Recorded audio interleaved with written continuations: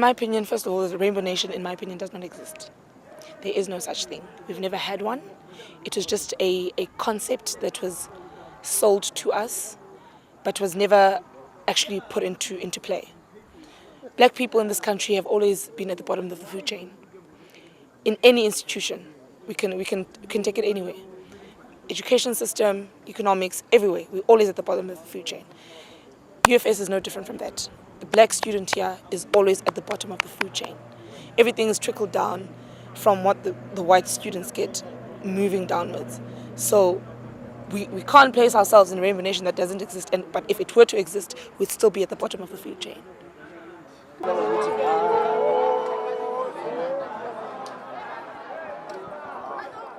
The arrogance is there.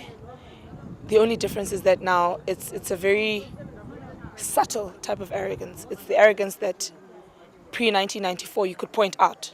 Now you can't. It just floats around. It's in the air, you can breathe it, you can feel it, but you can't point it out. So definitely, they've become way more arrogant because they now feel they have a greater sense of entitlement because they own so much. And they have this misconception that it was a switch of governments, but we still need to be catered for. We still need to live in luxury. Even this government, we gave you what you wanted. Now, for that, you need to make sure that we're comfortable. We gave up, so make sure that we're comfortable. There's that sense of entitlement. The misconception, again, it speaks to that misconception, that false sense of entitlement that they have. Whatever they gave up was never theirs to begin with. They did not give anything up, but they have that false sense of entitlement that it was ours. And that's what we're trying to rectify, is that the trail of thought that it was ours and we gave it to you, we did you a favor. That's another thing that comes with that arrogance, that we did you a favor, we gave you what was ours, now you must serve us. So that false sense of entitlement, it was never theirs to begin with. It was never theirs to begin with.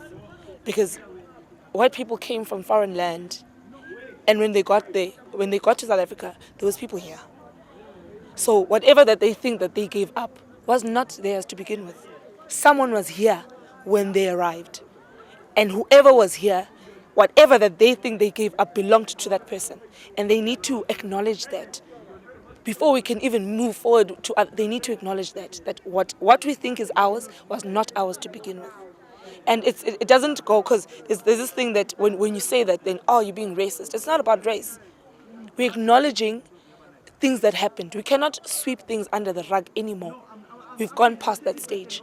We need to speak the truth about everything that happened. And this goes back to ancient times when we speak about who created maths, who built the first buildings in the world. There's a lot of misconception and there's a lot of history that has been altered to be in favor of the white person. And in reality, that is not the case. And that's what we're fighting.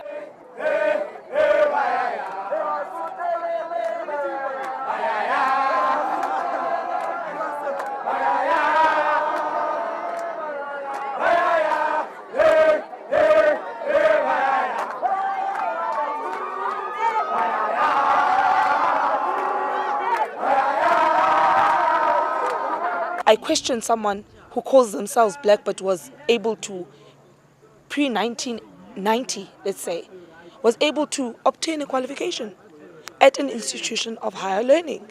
I question your blackness.